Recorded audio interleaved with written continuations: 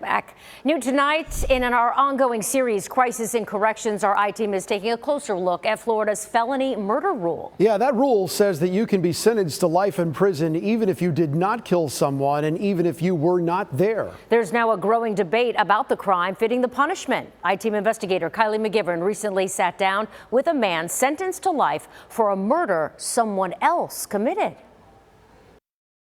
While some argue this is about public safety, others say this isn't justice. Tonight, the push for inmates serving life sentences under the felony murder rule to get a shot at freedom. Ryan Holley has spent nearly half of his life behind bars. I've just passed 19 years incarcerated. At 20 years old, Holley made a decision that forever changed his life. How would you describe why you are in prison? I'm in prison because I loaned my keys to my roommate.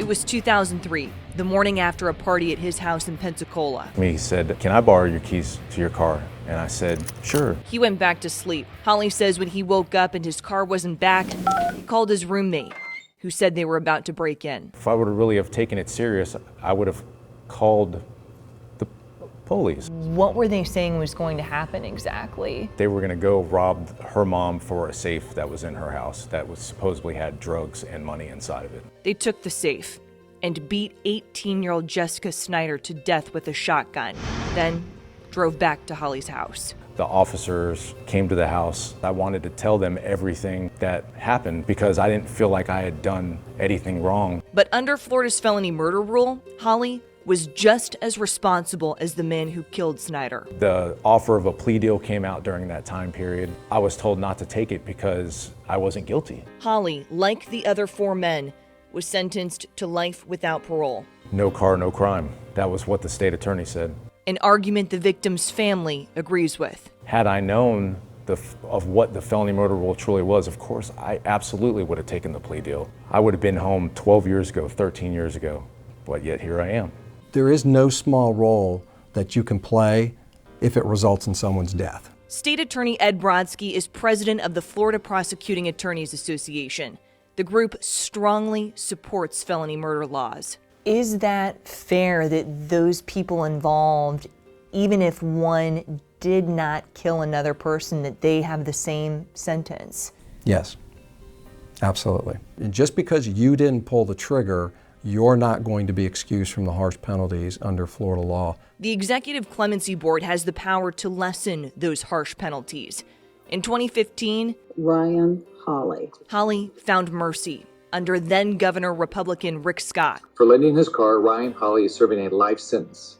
This is the same sentence given to Charles Miller, the man who viciously beat Jessica to death. I move to commute Ryan Holley's life sentence to 25 years imprisonment followed by 10 years probation. The advocacy group We Heart Florida is pushing for change through the Ryan Holley Reform Act.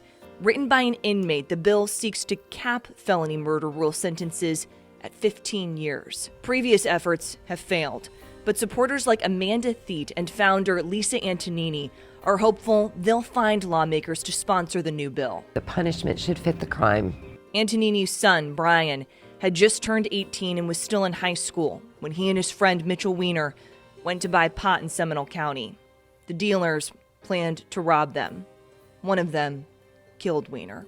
He was shot in the head because he had just witnessed what happened, and they told him that if he said anything, they would kill his mother and his brother. Under the felony murder rule, Brian was sentenced to life. He didn't kill anyone. How is this murder?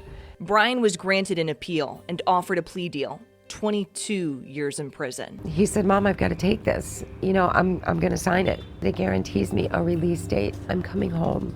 This was one of the first times we were all able to be there at the same time. Theet's son, Zachary, doesn't know if he'll ever come home. How old was your son when he was arrested? He had just turned 21. He was invited to go along with a couple of other young men to buy drugs. He handed them his money and he waited like a block and a half away. It appears the house you see right across the street there was specifically targeted for this crime. As it happened, unfortunately, the dealer was shot and killed. And he is serving the same sentence as the person who pulled the trigger? Absolutely. His defense attorney argued there was zero evidence Zachary knew about the robbery beforehand. Prosecutors argued that he was actively participating and that it doesn't matter who pulled the trigger. Another sentence of life without parole. Even if I get my son home, I will continue to fight. You never know what could happen. Back at Marion Correctional, Holly has 2 years left. It needs to change. It definitely needs to change.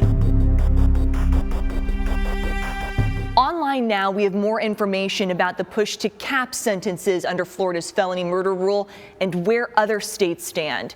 I'm I-Team investigator Kylie McGivern taking action for you.